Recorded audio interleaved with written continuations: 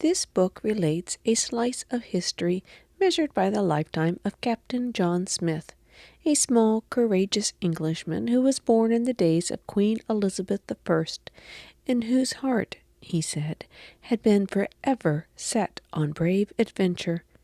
From 1580 to 1631 were the years in which he lived, halfway between the time Columbus discovered America and George Washington was born. Those were years of discovery. No Englishman had ever sailed around the world before John Smith was born, but that year Sir Francis Drake, gentleman pirate, completed his famous voyage.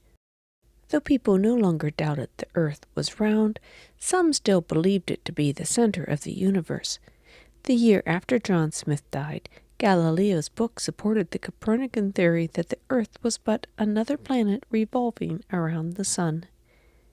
In the New World which Columbus had discovered, the Spaniards had colonies as far north as Florida, but in 1580 there was not a single French or English settler in that part of America that was to become the United States and Canada.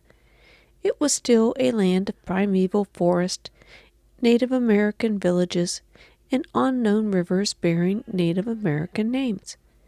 John Smith was 27 before the first permanent settlement was founded in Virginia. He helped establish it. He explored rivers threading through the forest. He mapped and charted the Atlantic coastline as far north as those rocky shores which he named New England. Later, this land which he had named was settled by people who came from the same part of England as he, and who belonged to the same class, the great middle class of farmers and craftsmen and tradesmen. By birth, John Smith was not a gentleman, but a commoner, according to the classes into which all men under the English crown were neatly divided. Above gentlemen came noblemen of various ranks, each spoke of as Lord so-and-so, the name being that of the land which belonged to him. Lord Willoughby was the owner of the lands in Lincolnshire, which included the little farming town of Willoughby, where John Smith was born. It was there in 1580, on a frosty 9th of January, that young Alice Smith wrapped her small son carefully in a blanket. His father George carried him down the snowy lane to be baptized in the gray stone church. There, with his scratching quill, the old parson methodically entered the name of just another Smith in the parish register. No notion had he that this John, son of George, was not just another Smith to be baptized and married and in time buried there in Willoughby without having ventured further than to some nearby town to attend the fair. Nor did his father have any idea that this small son in his arms would never be content, as he was, with being merely the tenant farmer of Lord Willoughby, for Farmer George was not a poor man.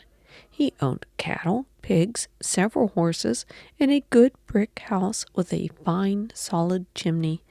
He tended his farm, served on the jury, enjoyed bowling on the green on summer evenings, and winter nights slept sound and warm in a tremendous feather bed.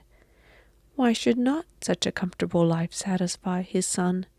No one could see that within this tiny boy wrapped in his blanket was the heart of an adventurer, forever to be set on brave adventure. Here was one Smith who would look beyond the village and be filled with a desire to see and know and have a part in the wide, exciting world in which he lived. And this book is a story of that world.